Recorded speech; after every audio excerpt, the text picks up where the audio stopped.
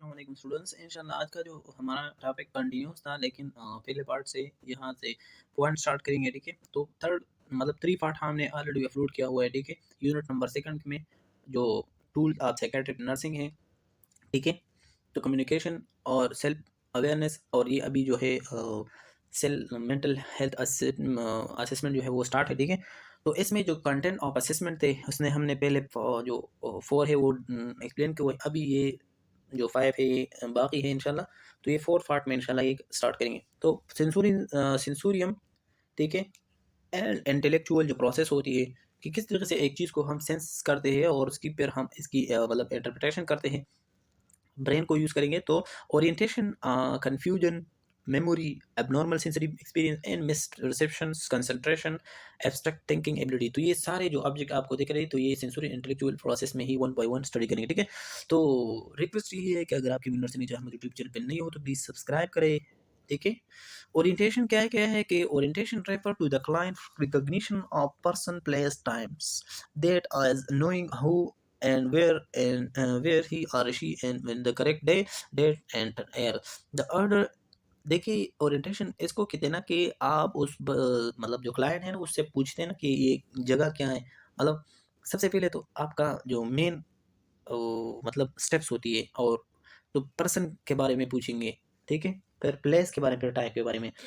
ठीक है, और फिर इसके बाद जो है वो डे टाइम और डे और डेट, और इसी तरह से एयर्स को भी पूछना है।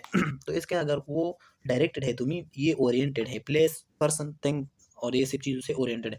The order of the place पर जो person place and time is significant, तो ये इंपॉर्टेंस है।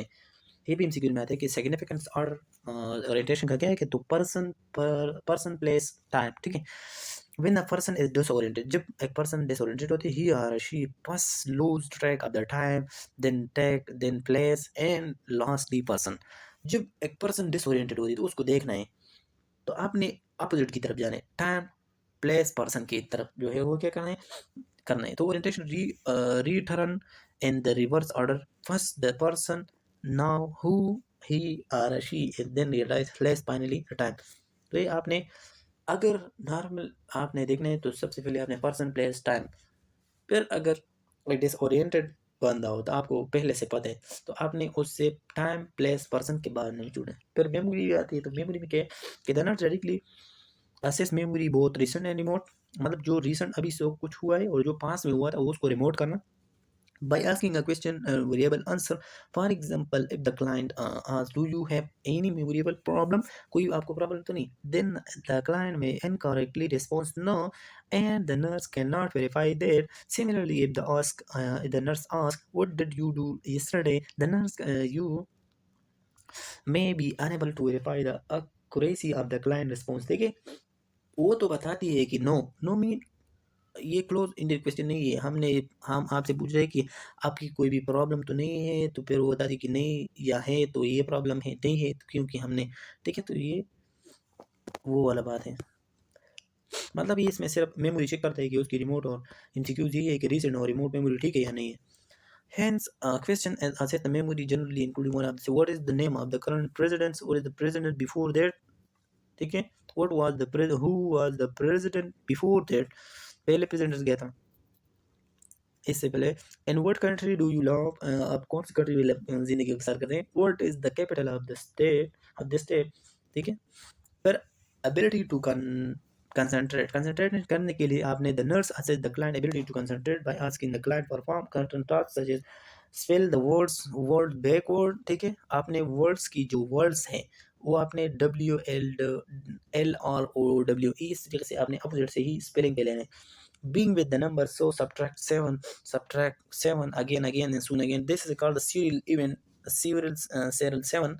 ठीक है, तो serial 7 ये भी एक मतलब ये इसमें मतलब उसकी कंसंट्रेशन को चेक करते हैं। ठीक है, repeat the day and week of backward. ठीक है, मतलब संडे सैटरडे फ्राइडे। ठीक है, इस तरीके से फिर perform the three part task such as the task is a piece of paper in your right hand, fold in a half and put it on the floor. तो ये मुख्तलिफ memory की और जो मतलब कंसंट्रेशन की टेस्ट है उसको परफॉर्म करना पड़ता है। फिर abstract thinking intellectual capability the learners assess the client ability to use abstract thinking who which is the make association in the interpretation about the situation content. ठीक है, तो मतलब ये है कि एब्स्ट्रैक्ट थिंकिंग वो होती है कि वो कुछ चीज़ को इंटरप्रेट कर रहा है या नहीं कर रहा है। वो कर सकते हैं, मतलब कोई मुहावरे वगैरह होती है ना, तो वो जैसा कि the nurse usually can do so by asking the client to interpret a common proverb such as the sucky wheels get the grease या बका भांजल में दो शेख में, ये कोई, लेकिन जो दो नीचे वो इजी है कि नॉट पगो तनपटी, और जो दूसरा है भी नाचना जेरी वेरा दे देंगा। मतलब ये है कि वो जो जो लास्ट वाला है ना, कि मतलब जगह जो है क्या है, तंग है, इसीलिए मतलब पुख्तू को दवी जिड्डम which is गडावल नोर जिन विजय तंग देदा सी, ठीक। इसी तरीके से तो जो नोर पगोतन पट्टी की ददी मकसद तो पुख्तू की दारी जे मतलब टैलेंट जिकन न पड़ेगी। If the client can explain the proverb correctly, his or her abstract thinking ability are intact। देखिए, तो फिर आपने देखना है कि ये सारी जो चीज़ें ये वो इंटरेक्ट कर सकते हैं, अच्छी तरीके से वो थिंक कर सकते हैं उस पे, ठीक है कि नहीं। If the client provide a literal explanation of the proverb and cannot interpret the meaning, abstract thinking ability are lacking. When the client continuously give a literal translation, this evidence of concentrate thinking, ठीक है। तो आप ये चीज़ आपने क्या करना है, देखना है कि वो अच्छी तरीके से इंटरप्रेट कर रहा है या नहीं कर रहा है। सेंसरी परसेप्चुअल जो अल्टरनेशन है तो इसमें क्या करते हैं कि देखते हैं कि सम क्लाइंट एक्सपीरियंस हिलूजन मतलब हिलुसिनेशन। कुछ पर्सन है तो है कि उसको ऐसा फॉल्स सेंसरी परसेप्शन होती है या perceptual experience they do not really exist. मतलब कुछ मुख्तलिफ किस्म की आवाज़ें या आती है या वो बताती है कि हमें कोई जो है कोई डराता है या इसी तरीके से, ठीक है। तो हेलुसिनेशन एक फॉल्स सेंसरी परसेप्शन को कहते हैं कि कोई चीज़ रियलिटी में नहीं होती लेकिन वो बता दिए कि हमें ये है या ये वो चीज़ हिला रही है, ठीक है, मुख्तलिफ बात है। ऑडिटरी हेलुसिनेशन ये है कि जो हेयरिंग वॉइस होती है आर द मोस्ट कॉमन। तो मोस्ट कॉमन कौन से हैं एमसीक्यू में आ सकती है कि विजुअल जो visual hallucination seeing that does not really exist are the second most common. तो जो हेयरिंग या है ऑडिटरी हेलुसिनेशन है, फॉल्स ऑडिटरी वॉइस उसमें आती है, ठीक है, कुछ आवाज़ें उसकी मतलब एयर्स में आती है, तो ये मोस्ट कॉमन है। और जो सेकंड कॉमन जो मोस्ट है वो है विजुअल, कुछ चीज़ें उसको दिखाई दे रही। फिर जजमेंट जो 6 नंबर पे जो पॉइंट्स हैं असेसमेंट कंटेंट वाले हैं, तो judgement and insight. Judgement refers to the ability to interpret one's environment and situation correctly and to adopt one behaviour and decision accurately. मतलब ये है कि जजमेंट आप एक एनवायरनमेंट को किस तरीके से या एक सिचुएशन को करेक्टली आप उसमें अडाप्ट कर सकते हैं या नहीं कर सकते हैं, ठीक है, या उसकी जो बिहेवियर है या डिसीजन है वो अकॉर्डिंग टू बिहेवियर वो अडाप्ट कर सकती है या नहीं। Problem with judgement may be evidence as the client describe a recent behavior as activity to reflect the lack of the logic. Okay, for example, the client may spend large sum of the money on a favorite prevalence item when he or she cannot afford basic necessities such as the food, clothing, and or for self and other। देखिए, judgement and insight का ये पैदा होती है ना कि आप उसकी जो मैंने पहले डेफिनेशन में बताया कि ये एक ऐसा एबिलिटी होती है जिसमें हम एनवायरमेंटल सिचुएशन और एनवायरमेंट उसकी जो एडेप्टेशन या उसकी जो बिहेवियर होती है पर्सन की वो देखते हैं। जैसा कि एग्जांपल में अच्छी तरीके से है कि आप फजूल में जो है वो बहुत ज़्यादा जो है मनी लगाते पैसे लगाते हैं ना, लेकिन आपकी जो कपड़े हैं शूज़ है या कोई भी ऐसा नेसेसरी चीज़ होती है जो आपकी ज़रूरी का नीड है वो पूरी नहीं है, लेकिन अय्याशियों पे या कोई और चीज़ों पे जो है वो पैसे उड़ाते हैं। एक साइड क्या है, तो जजमेंट तो आपने जो देख लिया ना कि जजमेंट ये है कि आप appropriate according to the situation and environment है या नहीं है। फिर inside the in the ability to understand the turn nature of one's situation and accept some personal responsibility for that। For example, a poor insight would be a client who places all blames on other for his own behavior, saying it is my wife's fault and that I do not go for duty and get into spite because she nags me all the times। The client is not accepting responsibility for his laziness and fighting। देखें, ये insight ये होता है ना कि अपना जो गलती है ना वो दूसरों पे डालना। जैसा कि ये एग्जांपल है कि एक मतलब एक पुअर जो है इनसाइड वाला पर्सन ये होती है क्लाइंट कि वो बताती है कि हम इसीलिए काम पे नहीं गए, हम इसीलिए गुर्बत में हैं कि हम हर वक्त बीवी से झगड़े करते, और जब वो हमसे झगड़ा करते तो फिर हम वो काम वाम पे नहीं जाते थे। तो ये वो नहीं बताती कि हम लेजी थे या हम फाइटिंग करवाते थे हर टाइम, ये नहीं बताती। तो इनसाइट वो होती है, ठीक है, कि हम दूसरों पे ब्लेम लगाते हैं अपनी गलती का। सेल्फ कंसेप्ट पर क्या है कि self concept is the way one view one self in term of personal worth and dignity. तो सेल्फ कंसेप्ट या सेल्फ, इसको हम सेल्फ इमेज भी कहेंगे, कि हम अपने आप को या पर्सनल इज्जत और इज्जत वक़ार को हम किस, देखिए जब हम किस तरीके से अपने आप को इज्जत देते हैं, दूसरे भी हम इसको इसी तरीके से इज्जत देते हैं। अगर हम अपने आप से इज्जत नहीं देते ना, खुद से मतलब खुद को इज्जत नहीं देते, तो दूसरों के एक्सपेक्ट नहीं है कि आपको क्या इज्जत दे। To assess a client self concept the nurse can ask the client to describe himself or herself and what characteristic are he she like and what is the she will change।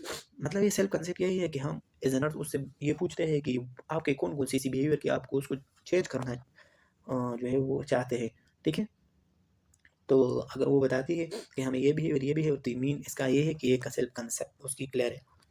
The client description of a cell in terms of the physical characteristics give the nurse information about the client body image, which is also part of social part of the self concept, ठीक है। तो ये भी फिर आप उससे जो है वो पूछना होती है, उसकी जो बॉडी इमेज है वो ठीक है या नहीं, फिर कोई पार्ट तो नहीं है। 8 नंबर जो है रूल इन रिलेशनशिप मीन कि people function on their community their various rule such as the mother wife and son daughter and teacher and security and volunteer. तो मुख्तलिफ फंक्शन है मुख्तलिफ बंदों की कम्युनिटी में, जैसा कि वाइफ सन डॉटर सब हो गया ना। तो रिलेशनशिप की बात अगर करेंगे कि आपका रिलेशनशिप क्या है, the nurse assess the role of the client अकोफाई the client satisfaction with the role if the client believe he or she fulfilling the rule adequately, मतलब वो जो फॉर्म मतलब रूल अदा करेगा ना, तो उससे फुलफिल है, सेटिस्फेक्शन उसमें है या नहीं। The number and types of the rules may vary but they usually include family occupation hobbies and activities। तो मुख्तलिफ क्या टाइप्स ऑफ रूल है और वो डिपेंड करता है, ठीक है, यूजुअली इंक्लूडिंग फैमिली की, occupation की, ठीक है। तो ये मुख्तलिफ रूल होती है हर पर्सन का, और एक जगह नहीं दो तीन जगह भी एक पर्सन का रूल हो सकती है, ठीक है। अपने घर भी होते हैं, ड्यूटी भी करते हैं, ठीक है, कोई मस्जिद वगैरह में ये भी करते हैं। The ability to fulfil a rule or a lack of the desired rule is often central to the client psychological functioning changing in rule also may the fault of the client difficulty। देखिए फिर हम क्या करते हैं कि इससे ये भी देखते हैं ना कि वो जो उसकी जो रूल होती है वो मतलब वो फुलफिल करते हैं या नहीं, या lack of the desire rule to obtain certain decline psychological मतलब आपका जो रूल है वो उसकी तरफ कोई भी डिजायर आपका नहीं है, या उसकी जो साइकोलॉजिकल फंक्शन है वो चेंज है, ठीक है। तो rule also may be part of the client difficulty. तो ये रूल की वजह से जो एक्ट करता है ना पर्सन, ये रूल है उसका, तो इसके बारे में पूछेंगे। Common question including following do you feel close your family, do you have want to relationship with other significant other. तो ये सब चीज़ों की पर आपने इसने देख कि आप उस फैमिली के, हाँ, अपनी फैमिली के साथ क्लोज होना चाहते हैं, यानी फिर physiologic and self care consideration के बाद बातें पढ़ाएंगे ना कि, ठीक है। तो इसमें क्या है कि win doing a psychological assessment the nurse must include physiological functioning also full physical health assessment may not be indicate the emotional problem often affect some area of the physiological function। Emotional problem can greatly affect eating and self pattern under stress. People may eat excessively, not at all, and may be sleep at 20 hour a day or unable to sleep more than 2 to 3 hour of night। देखिए self physiological या self care consultation ये है कि कुछ person ऐसा होती है ना कि उसकी ईटिंग की डिस्टर्बेंस या होगी, या उसमें बहुत ज़्यादा स्ट्रेस होती है, ठीक है। तो जो भी अपनी फिजिकल जो हेल्थ असेसमेंट, ठीक है, उसमें कोई भी एबनॉर्मलिटी होती है ना, तो फिर इसकी वजह से हो सकती है कि उसकी जो वो तो नॉर्मली तो मतलब नाइट में हम ज़्यादा सोते हैं ना, तो वो दिन में बहुत ज़्यादा सोता है, और रात में जो है वो 2-3 घंटों से ज़्यादा वो नहीं सोता। तो ये प्रॉब्लम है, और आजकल जितने भी यंग कुछ है ना, यंग जनरेशन है, वो फिजियोलॉजिकल और सेल्फ केयर की कंसिडरेशन में बहुत ज़्यादा वीक चले आ रही है। तो डेटा एनालिसिस में हम ये करेंगे, सारा डेटा हमारे पास आ गया, ठीक है। तो data analysis involve thinking about the overall assessment rather than focusing on isolated bit of information. हम क्या करेंगे, इन्वॉल्व थिंकिंग ओवरऑल जितनी भी असेसमेंट हमने की उस पे सारे पे हम क्या करें, असेसमेंट रेदर देन फोकसिंग, मतलब हम कोई भी एक बिट ऑफ इंफॉर्मेशन पे असेस नहीं करेंगे कि अगर एक पर्सन ऐसा है कि वो बहुत ज़्यादा ईटिंग करते हुए तो बस हम कहते हैं कि इस पे स्ट्रेस है। नहीं, हम सारे जो 9 स्टेप्स है सारा को है देखेंगे। The nurse look for the pattern or a theme in the data that lead to conclusion about the client strength and lead to a particular nursing diagnosis। फिर इसके बाद हम क्या करते हैं, उसे कंक्लूजन करते हैं और उसको मेन मकसद जो है वो निकालते हैं और उस पर नर्सिंग डायग्नोसिस बनाते हैं। No one statement behaviour educated to reach a conclusion. कोई भी स्टेप में जो है आपने नहीं करना है जो कि कंक्लूजन तक चला जाए। The nurse also must consider the congruent of and all information toward the client family and coverage and caregiver and his or her own observation। फिर क्या होगी कि जो भी माना आपने इंफॉर्मेशन गेट की है ना, ठीक है, तो आपने ऑल इंफॉर्मेशन प्रोवाइड, सारे इन्फॉर्मेशन आपने फैमिली दोबारा जो है वो इसको प्रोवाइड करने हैं, ठीक है, कि हमने ये ऑब्जर्वेशन ली है आपसे। फिर सेल्फ अवेयरनेस इशू कौन कौन से है कि self awareness is the crucial when the nursing is trying to obtain accurate and complete information from the self और the client during the assessment process, ठीक है। तो इसमें ये होता है कि ये देखते हैं नर्स, ठीक है, कि इसकी जो इशू होती है, अवेयरनेस होती है, वो किस किस तरीके से इसकी जो इशू है वो इवॉल्व है, ठीक है। The nurse must be aware that any feeling a basis of the client, the value there could interpret with the psychosocial assessment of the client with a different belief and value behavior। तो जो भी feeling होगा तो nurse लाजिम उससे खबर होगा कि उसकी वैल्यू क्या है, उसकी वो किस तरीके से जो है वो उसका बिहेवियर था, डिफरेंट बिलीव, ठीक है। तो ये सब चीज़ें उस नर्स को पता होनी चाहिए, उस बेस पे जो है वो फीलिंग उसने की है। The nurse must can not let personal feeling and believe influence the client treatment. देखिए कोई भी, ये तो मैंने पहले बताया कि नर्स इज नॉन जजमेंटल, वो जो भी बिहेवियर ये एक्ट अदा करेगा तो वो नॉन जजमेंटल अदा करेगा। ऐसा नहीं कि वो खुद से पर्सनल से ट्रीटमेंट लेगा, नहीं। Self awareness does not mean the nurses believe are wrong. Self awareness do not mean the nurses believe are wrong or must change, but it doesn't help the nurse to be open and accepting of other belief and behavior in other thing the nurse does not agree with them। देखें क्या करेंगे as a nurse, हम किसी के जो मुख्तलिफ culture होंगी, self aware होंगी, सेल्फ बिलीव होंगी, तो ये सब चीज़ें हम एक्सेप्ट करेंगे। Simple point two consider when doing psychological assessment. तो सबसे पहले हम क्या करेंगे, कौन कौन से पॉइंट्स है उसको हम मतलब पॉइंट आउट करेंगे, ये कंसिडर करेंगे जो भी होंगे। तो सबसे पहले कि judgement are not part of the assessment process. पहला इंपॉर्टेंट इंसिक्योर है कि आपने जजमेंट नहीं करना है, ठीक है। दूसरा ये कि being open clear and direct and asking about the person in uncomfortable topic will help to allocate the client anxiety and hesitancy about the discussing the topic, ठीक है। तो दूसरा ये पॉइंट है कि आपने क्या करना है कि क्लाइंट की जो आपने ओपनली बताना है, उसकी क्लियर और डायरेक्ट आस्किंग क्वेश्चन पूछना है कि वो कोई भी अनकम्फर्टेबिलिटी आपको है मुझे बताएं। Examining one's own belief and gaining self-awareness is a growth producing experience for the nurse, ठीक है।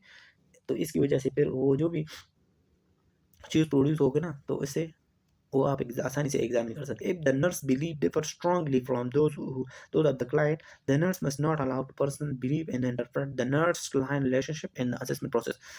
तो nurse believe differ strongly from those, मतलब क्लाइंट से नर्स का बिलीव टोटली जो है वो स्ट्रांगली क्या डिफर है।